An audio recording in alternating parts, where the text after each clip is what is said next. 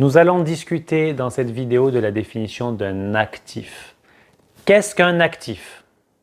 En voici une définition intéressante. Un actif est une ressource contrôlée par l'entreprise du fait d'événements passés et dont l'entreprise attend des avantages économiques futurs.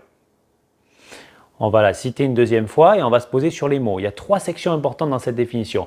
Un actif est une ressource contrôlée par l'entreprise du fait d'événements passés et dont l'entreprise attend des avantages économiques futurs.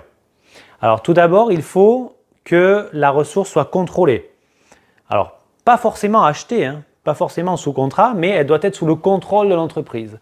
Ensuite, ce contrôle doit dépendre d'événements qui sont déjà passés. On parle au passé. Ce qui veut dire qu'on ne peut pas discuter de la définition d'un actif pour quelque chose qui ne sera contrôlé que dans le futur. Donc, passé, contrôle présent et dont l'entreprise enfin attend des avantages économiques futurs. Il faut que ça rapporte de l'argent.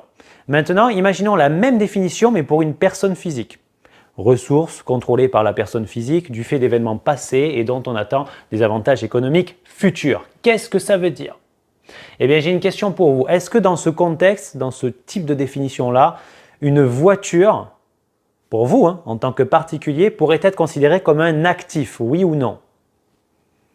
Pas évident, réfléchissez. Si vous contrôlez la voiture du fait d'événements passés, vous l'avez achetée, elle vous appartient, et que cette voiture va vous permettre d'aller au travail pour gagner de l'argent, ou bien tout simplement de travailler à votre compte et d'aller chez les clients si vous êtes itinérant et d'en tirer des revenus, alors oui, la voiture répondra à la définition d'un actif. Posez-vous la même question pour votre téléphone, pour votre smartphone.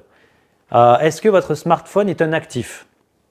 Par exemple, vous achetez un téléphone à 1 500 €, est-ce que ce téléphone-là, qui vous appartiendra, donc c'est une ressource que vous contrôlez du fait d'événements passés, en effet vous l'avez acheté, mais est-ce que cette ressource contrôlée, elle va générer des avantages économiques dans le futur? Est-ce que grâce à ce smartphone, vous allez faire des visios, des réunions de Teams, des coups de fil et vous allez engager des contrats et gagner de l'argent et en tirer une marge? Ou bien, est-ce que le smartphone ne vous sert qu'à vous amuser, à vous balader sur les réseaux sociaux, à appeler vos proches et à jouer en ligne par exemple? Auquel cas, il ne répondrait pas à la définition d'un actif.